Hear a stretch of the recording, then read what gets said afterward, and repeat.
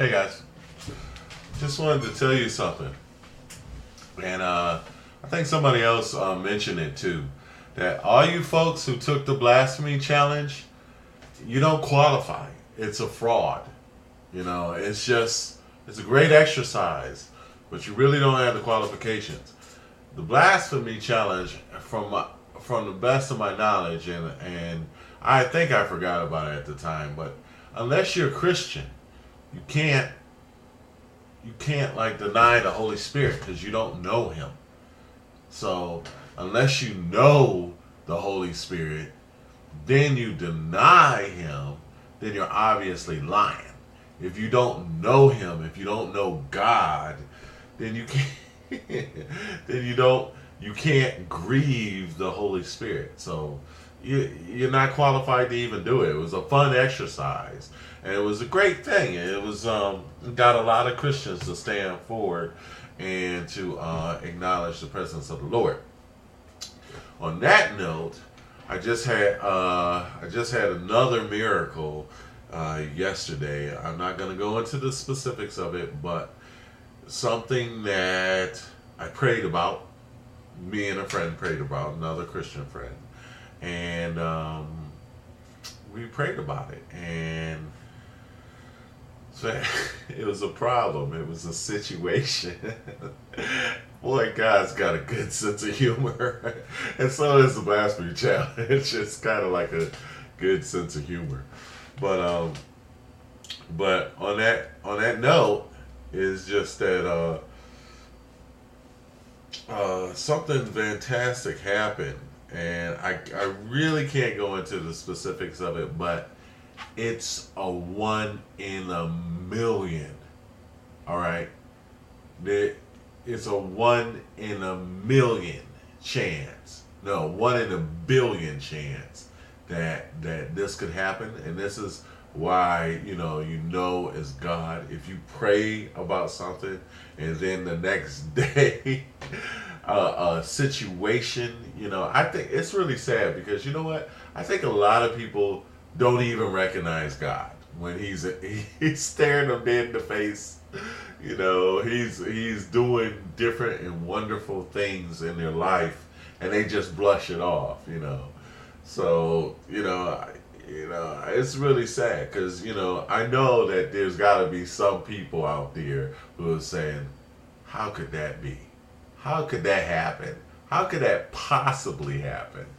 I just had another miracle, something I prayed about, something me and my friend prayed about, and it's always good. And so my concern is, you guys started something about unanswered prayers, and and then it brings up a situation where people are talking about answered prayers. So it's good. It's good stuff. It's good.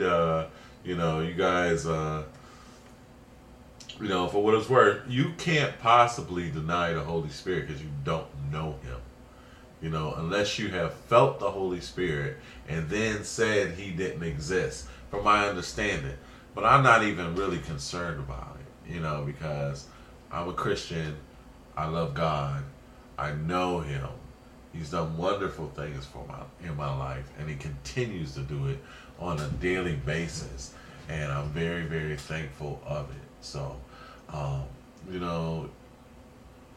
hate to say it, but it was a fun exercise for you guys. But until you know the Holy Spirit, can you deny Him? Can you grieve Him? And then after you do it, then you're just playing what a fool. It says in the Bible, a fool has said in his heart, there is no God. So whether you believe that or not, is your thing, but that's what it says. And I usually don't say that because somewhere you have to make a decision, and I heard some of the reasons why people don't believe in it. I don't see it. But and I've heard a lot of the reasons, and somebody was really interesting. I just wanted to say, if I present some information and then it totally recants without a question of a doubt that it's evident, the information I presented is absolutely evident, it's a word of truth, and you completely deny that, then I'll stop talking about it. Okay, I will stop talking about it because it also says in the book of wisdom, don't argue with. There's certain arguments you shouldn't be in, and don't rebuke a scorner, because rebuke a wise man.